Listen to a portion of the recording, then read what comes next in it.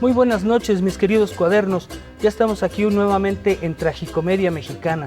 Este es el programa final de esta serie que hemos hecho basada en mis libros Tragicomedia Mexicana, que narran la vida en México de 1940 a 1994.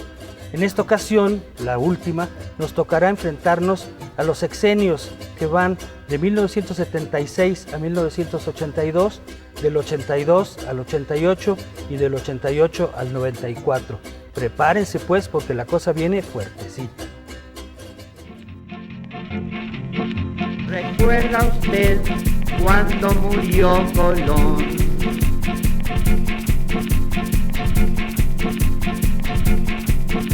¿Recuerda usted la fecha cuando nació el telón?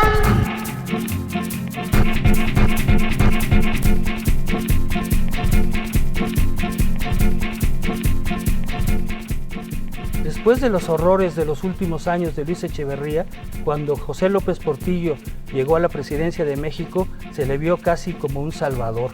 Además, él nos empezó a decir que seríamos del primer mundo, que seríamos ricos, que éramos una potencia petrolera.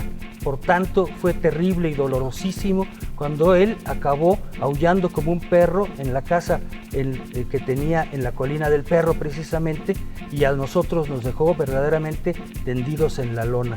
Vean ustedes.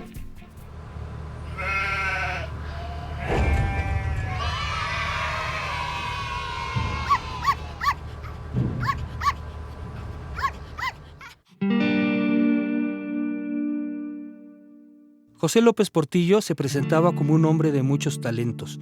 Era abogado, catedrático, escritor, filósofo, pintor, jinete, tenista, karatista, boxeador, atleta y gimnasta, además de nieto del muy regular porfirista y homónimo escritor.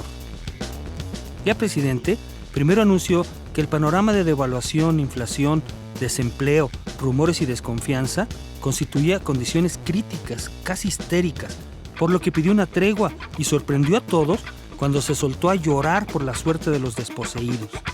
Para atajar a Echeverría, que pretendía gobernar a través de él, puso a Jesús Reyes Heroles como secretario de Gobernación, quien mandó a don Luis como embajador en las Islas Fiji, y para compensar le pidió a Díaz Ordaz que aceptara la embajada de España, con la que apenas se habían reiniciado las relaciones. Pero, sin aviso, don Gustavito un día se aburrió y dejó tirada la chamba.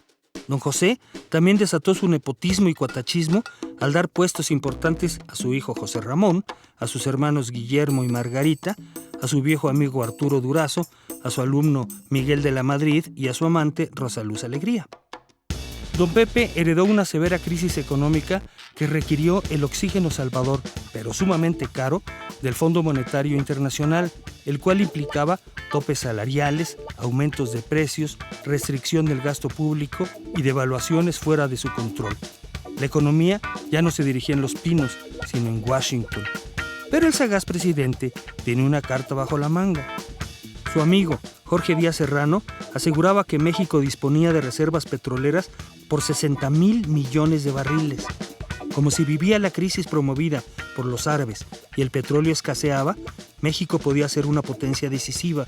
Tenemos que acostumbrarnos a administrar la abundancia, decía López Portillo, mientras sometía por la fuerza represiva a todos los sindicatos que protestaron por el tope salarial. Los yacimientos petroleros mexicanos eran reales y los centros financieros internacionales proporcionaron el dinero suficiente para perforar y extraer el oro negro. Los trabajos se hicieron con celeridad y pronto México tuvo los excedentes necesarios para pagar las usureras deudas con el FMI. Ya suenan las arcas, se dijo, pero el dinero del petróleo siempre se quedó entre la gente rica, por lo que López Portillo, a quien se veía como derechista y represor de los pobres, procuró crear programas considerados populistas, como Coplamar, fortaleció a la CONASUPO, autorizó a que algunos sindicatos charros abriesen tiendas barateras y anunció que llevaría a la reforma agraria a sus máximas consecuencias. Una gran medida fue permitir que Reyes Heroles diseñase una reforma política que dio legalidad al Partido Comunista y amplió el número de partidos políticos. Eso sí, por ningún motivo el gobierno cedió el control y la calificación de las elecciones. En tanto, el presidente se divertía poniendo y quitando altos funcionarios por puro capricho, como a Reyes Heroles, que también le había servido. Los cambios en el gabinete colocaron a nueva gente en la posibilidad de llegar a la presidencia, como Miguel de la Madrid y Javier García Paniagua, quienes, con Jorge Díaz Serrano, se volvieron los más visibles suspirantes. Para entonces, el auge petrolero era una realidad, por lo que don Pepe quiso conquistar el mundo con un plan mundial de energía. Se sentía poderosísimo, gran estrella internacional, y subestimó las molestias de Estados Unidos, que para nada quería tener un vecino fuerte. Desde mediados de 1979 se reiniciaron las fugas de capital y en 1980, bajo presiones del Fondo Monetario Internacional, se impuso el impuesto al valor agregado, o IVA, supuestamente para abatir la inflación. Por esas épocas ya se decía que la economía mexicana estaba sobrecalentada. En 1981 vino el desastre cuando cayeron los precios del petróleo, lo que aumentó la deuda externa, aumentó el déficit comercial, las exportaciones se desplomaron y la fuga de capitales adquirió proporciones escandalosas. Después aumentaron las tasas bancarias internacionales, crecían los rumores de una devaluación. Los problemas económicos ya eran indetenibles, la fuga de capitales se incrementaba y todo se dolarizaba.